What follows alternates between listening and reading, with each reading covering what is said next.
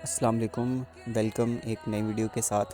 आज का हमारा जो सर्जरी थी, ऑपरेशन था, वो एक ऐसा पेशेंट था जिनके ह्यूमरस का फ्रैक्चर था, बोन का।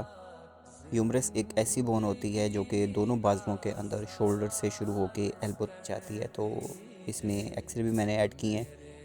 तो ये एक ऐसी बोन का फ्रैक्चर था जिसको हमने बाद में रिपेयर किया, पूरा सर्जरी रिलेटेड और बेहोशी से रिलेटेड जो है इसके बारे में हम डिस्कस करेंगे। तो इसमें अलग अलग मैंने पार्ट्स मेंशन किए हैं। तो इस बंदे को पहले एक प्लस्तर लगा हुआ था, उसके बारे में हमने इंट्रोडक्शन लिया पेशेंट से, कब ये फ्रैक्चर हुआ है और फिर उसके आगे किस तरह से हमने इसको ट्रीट किया। तो जैसे पिक्चर में भी दिखाया गया है, जो ऊपर वाली बोन्स हैं जिनको ग्रीन कलर से इंडिकेट किया गया है, ये ह्यूमरस हैं। और इस एक्सरे में भी इस बोन को दिखाया गया है जो कि ह्यूमरस बोन है। तो इसको अलग अलग तरीक़ों से जो है वो सर्जरी रिलेटेड बताया गया है, वो आगे वीडियो में इंशाल्लाह आपको दिखाते हैं। तो यहाँ पे सबसे पहले हमने स्टार्ट किया पेशेंट को, इनसे हमने हिस्ट्री ली, जो कि सबसे इम्पोर्टेंट पार्ट होता है किसी भी सर्जरी का, जिसमें हम मरीज़ की हिस्ट्री रिलेटेड कुछ पूछते हैं, जिसमें पेशेंट को फ्रैक्चर कैसे हुआ, कितना दिन पुराना है और किस वजह से हुआ। और बाज़ औक़ात हर एक में तो नहीं, लेकिन मोस्टली औरतों के पेशेंट्स में जिनकी हड्डियाँ ऐसे फ्रैक्चर्स होती हैं उनमें प्लस्तर भी लगता है, तो उसकी भी हिस्ट्री लेते हैं। उसके अलावा पेशेंट को कोई मेडिसिन से रिलेटेड, ज़ाहिर है हमने मरीज़ की सर्जरी करनी है, तो सर्जरी में जितनी भी मेडिसिन यूज़ होंगी या बेहोशी के लिए मेडिसिन यूज़ होंगी, उससे रिलेटेड भी हम पेशेंट से हिस्ट्री लेते हैं, ताकि ड्यूरिंग ऑपरेशन या बेहोशी देने के दौरान उसको कोई किसी किस्म की कॉम्प्लिकेशन ना आए। फिर उसके अलावा हिस्ट्री में सबसे इम्पोर्टेंट चीज़ पेशेंट के एक्सरे, डायग्नोसिस, लैब टेस्ट जितने भी होंगे वो हम देखेंगे। और ये सारी चीज़ें देखने के बाद फिर हम ऑपरेशन को स्टार्ट करते हैं, जो कि जिसमें हमारी जितनी भी इंस्ट्रूमेंट की ट्रॉलीज़ हैं, ओटी की टीम है, एनेस्थीसिया है, वो चीज़ें स्टार्ट होंगी। मशीन्स वगैरह हम देखते हैं, जितनी मशीनें ऑपरेशन में इस्तेमाल होनी है, ऑपरेशन शुरू करने से पहले हमने इनको देखना है कि ये प्रॉपर काम कर रही हैं या नहीं। तो यहाँ पे स्टार्ट होता है मरीज़ को बेहोशी देने का अमल, जिसमें मरीज़ को मुकम्मल बेहोशी दी जाती है, जिसका नाम है जनरल एनेस्थीसिया। और इस एनेस्थीसिया को देने से पहले हम मरीज़ को पहले अच्छे तरीके से ऑक्सीजन देते हैं। जैसे इसमें भी दिखाया गया है कि मरीज़ के मुंह के ऊपर मास्क रखा हुआ है और दूसरी साइड पे मैं हूँ, जो कि एम्बू बैग के थ्रू मरीज़ को ऑक्सीजन दे रहे हैं। इसका मकसद ये होता है कि ट्यूब डालने के दौरान जब मरीज़ को इंजेक्शन भी लगते हैं तो बॉडी के मसल पूरे रिलैक्स हो जाते हैं, तो इसलिए ऑक्सीजन पहले से ही अपनी बॉडी के अंदर हो, ताकि ट्यूब आसानी से जा सके। उसके बाद ये एक इक्विपमेंट है जिसको लेरिंजोस्कोप कहते हैं। इसका मकसद लेरिंक्स को देखना। इसके अंदर एक लाइट लगी होती है और अंदर से इमेज क्लियर आता है। फिर ट्यूब डाल दी जाती है। ट्यूब डालने के बाद मरीज़ के जो सांस का निज़ाम है उसको मशीन पे डाला जाता है, जो ये अभी नज़र आ रहा था, जिसको बिलो असम्बली या वेंटिलेटर कहते हैं। ये हमारे डॉक्टर कामरान साहब हैं, हमारे most senior consultant orthopaedic surgeon, जिन्होंने ये सर्जरी करनी है। और उसके बाद हम ट्रॉली सेट करते हैं, जिसमें ये प्लेट्स पड़ी हुई हैं जो मरीज़ की हड्डी के ऊपर जो फ्रैक्चर बोन है उसको जोड़ने के लिए इस्तेमाल होंगी। उसके बाद मरीज़ को प्रिपेयर किया जाता है, पोजीशन बनाई जाती है, जिसमें लेटरल पोजीशन एक साइड पे है और मरीज़ का जो बाजू है उसको पूरा पेंट ड्रेप किया जाता है।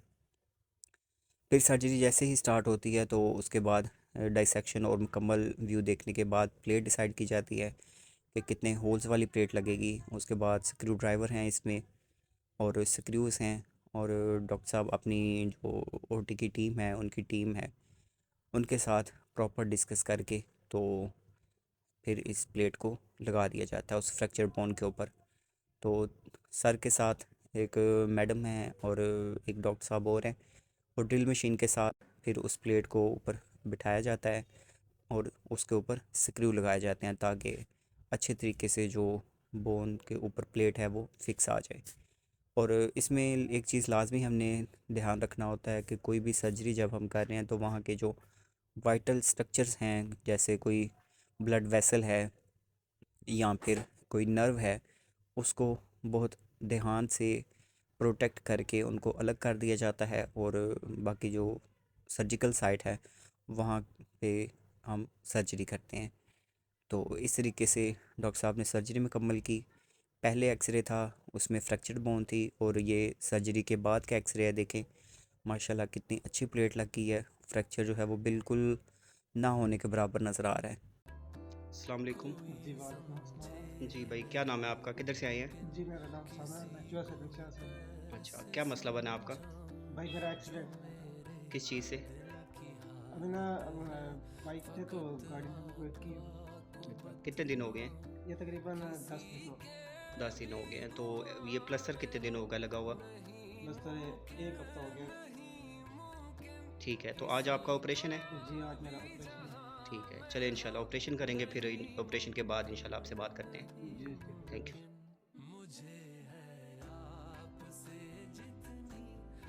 कोई समझे नहीं मुमकिन किसी को कैसे समझाऊं।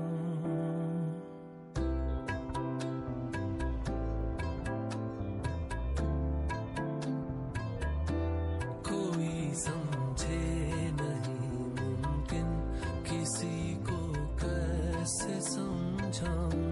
जो मेरे दिल की हालत है फकत आका को बतलाऊं। किसी के भी गुमा में हो नहीं मुमकिन, नहीं मुमकिन। किसी को भी जहां में हो नहीं मुमकिन, नहीं मुमकिन। मुझे है आपसे जितनी मोहब्बत या रसूल अल्लाह। मुझे है आपसे जितनी मोहब्बत या रसूल अल्लाह। कोई समझे नहीं मुमकिन किसी को कैसे समझाऊं। जो मेरे दिल की हालत है फकत आका को बतलाऊं। किसी के भी गुमा में हो नहीं मुमकिन, नहीं मुमकिन। किसी को भी जहां में हो नहीं मुमकिन, नहीं मुमकिन। मुझे है आपसे जितनी मोहब्बत या रसूल अल्लाह। मुझे है आपसे जितनी मोहब्बत या रसूल अल्लाह। कोई समझे नहीं मुमकिन किसी को कैसे समझाऊं।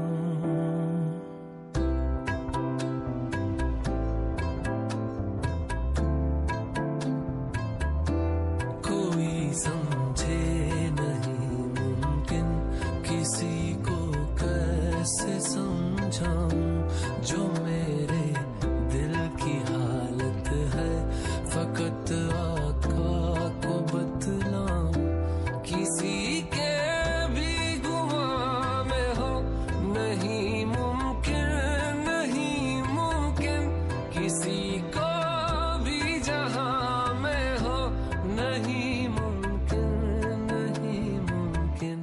मुझे है आपसे जितनी मोहब्बत या रसूल अल्लाह। मुझे है आपसे जितनी मोहब्बत या रसूल अल्लाह। मुमकिन किसी को